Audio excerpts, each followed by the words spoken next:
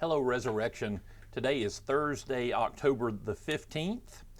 And in my Bible study, my own personal Bible study today, I have been in the Epistle to St. James, and I came across one of those very famous passages in the Bible, passage that everybody knows, whether you know where it's from or not. You know the verse. And in the first chapter of St. James, today I ran across the verse that says, "Be ye doers of the word and not hearers only."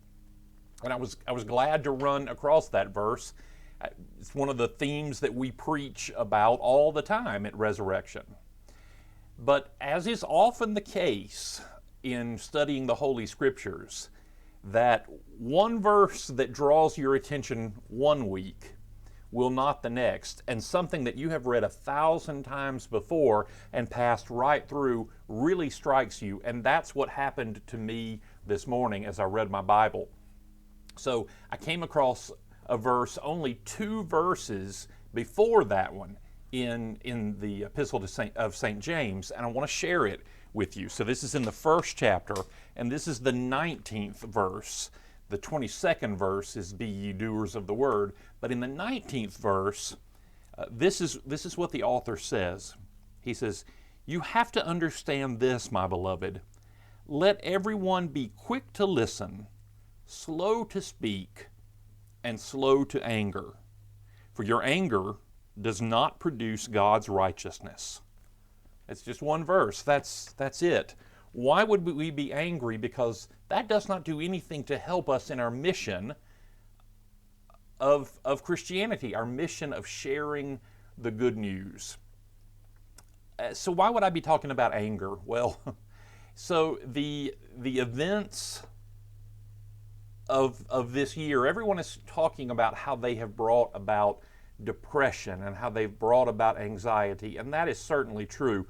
I've said to you before on Thursdays that I don't think for a moment that there's anyone in this country or maybe in the world that is not dealing with some form of depression or anxiety. This is a very anxious time, very anxiety-producing time.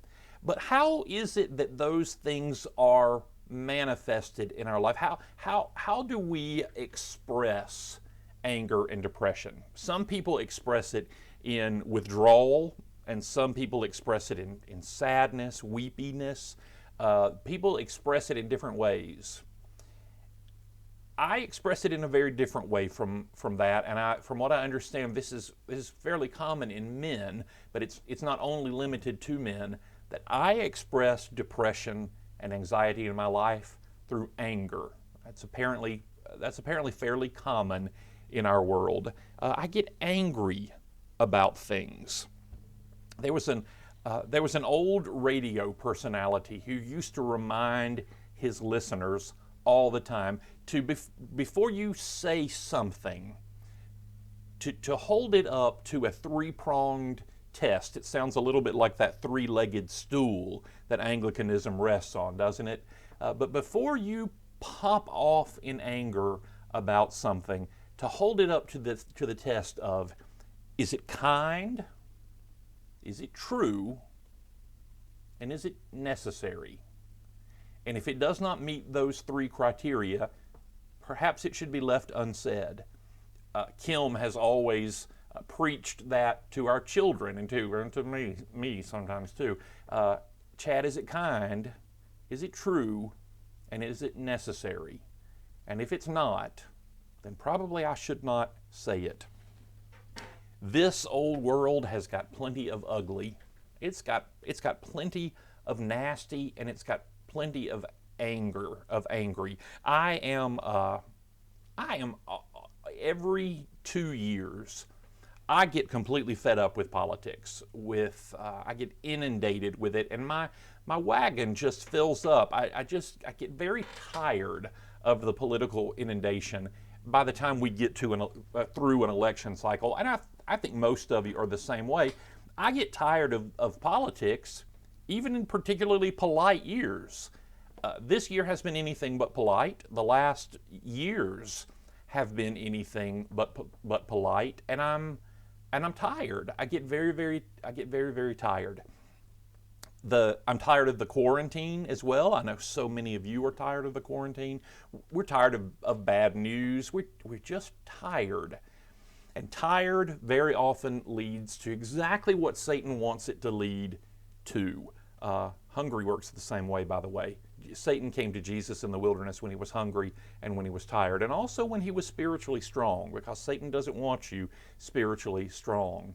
So in all of this tiredness, Satan rejoices when that turns into, as it almost always does, depression and anxiety.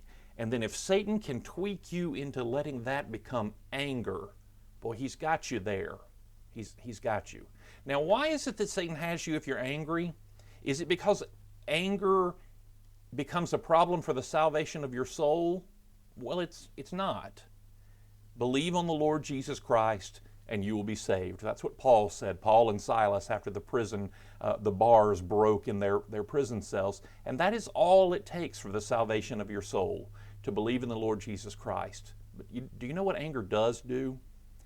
Anger eats away at our relationship with God, our ability to pray, our ability to see the good in our brothers and sisters. And first and foremost, the thing that we have to always be mindful of as Christians is anger hurts our Christian witness.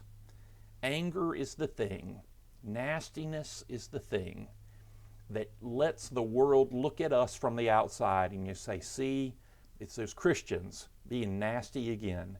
Nasty to us, nasty to each other, nasty to the world outside. Anger is one of the biggest problems that we have in hurting our Christian witness. How can we bring about the good news of God after we have shown ourselves in all of our ugliness? That's why we work on not just the things on the outside, but as Paul says so often, we work on things on the inside, things that people can't even see in us, because eventually those things will make it to the outside.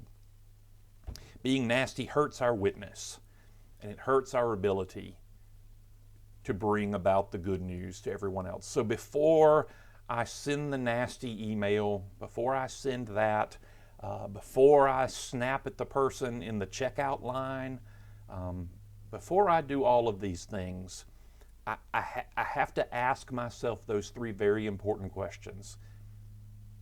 Is it kind? Is it true? Is it necessary? And if it's not those things, then I better keep it to myself. Do I do a good job with that?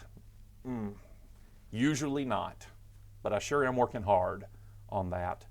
I invite you to work on that hard as well. Let's be kind to each other. It's very, very easy to let that fall right now. We know that we have people in the church who disagree with us, who are in very different places politically from us. We have people that are in different places theologically, some from us. We all have our differences. Resurrection has a broader spectrum than a lot of other places do. But if we are not kind to each other, we cannot maintain and form those relationships. And you remember what I've said 100 times before. People don't come back to churches because of the wonderful programming you have to offer, although it doesn't hurt.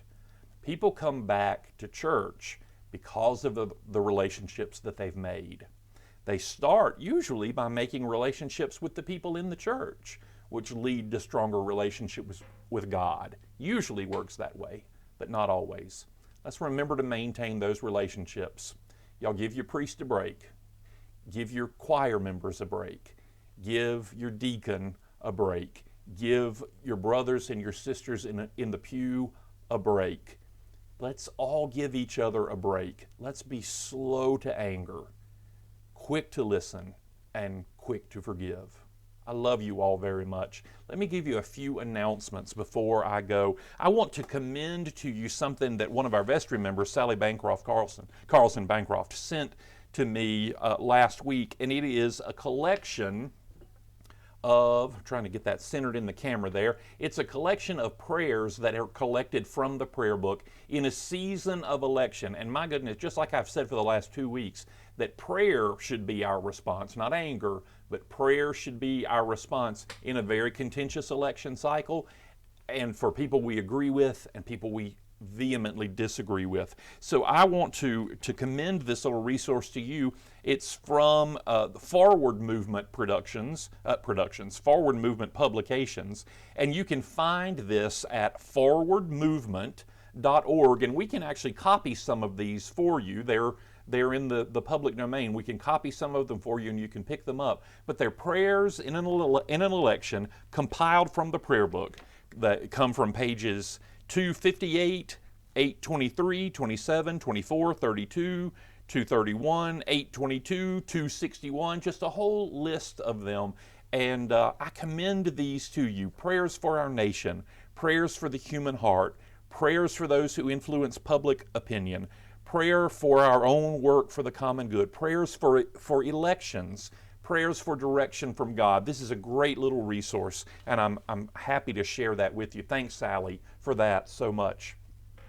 Our own little election here, I don't mean to say little as in it's not important, but it is small. Our own election here at Resurrection will begin fairly soon as we elect vestry members for the coming 3 years. That we're on a 3-year rotation where we elect 3 every single year, so we always have 9. Our annual meeting will begin this year on November the 1st, and it will continue through November the 15th. Now, if I just blew your mind that we're going to have a 2-week long annual meeting, we are, but it's not as scary as it sounds. Be sure to read your Thursday e-bulletin that Ann will send you, and also to look at last week's video for an explanation of that. We'll continue talking about that in church, so you can come to church and hear further explanations of that, or you can watch the broadcast this coming Sunday. We're trying some new technology with the broadcast this Sunday. You all know that I did not go to seminary to be a technical expert, and I'm doing the best I can with that. We try new things as old things don't work.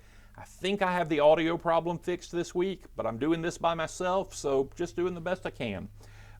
Now be ready because we're coming up on the cold season and the holiday season. And in both of those seasons, we have a little extra work to do for our fellow brother and sister. The women of the covenant have just finished a coat drive, a warm winter coat drive. That I think they've taken to the next door, not to Room in the Inn, but to the next door, but I could be wrong about that. They did a beautiful job with that. That's a fairly small group of ladies that does powerful things, amazing things. Y'all keep your eye on those ladies because we could all take a lesson from them and under their guidance from Deacon Susie. Christmas will be here before you know it, and we have work to do in our Christmas gift drive. You continue to bring food, you can continue to bring diapers, and I commend you for that. That's the kind of thing that we can be doing to show the world what it is to act like a Christian. We can give them the good news of Jesus Christ, and we can put food in their bellies and coats around their shoulders. I love you all, I really do. I miss those of you who are not back yet, and I rejoice in the ones who are. Please take care of yourselves. Let me know how you are. I need to see you or hear from you. The only thing that can make a pastor dry up and die is isolation from his, in my experience, is isolation from his folks. So let me hear from you. I love you, and I'll see you soon.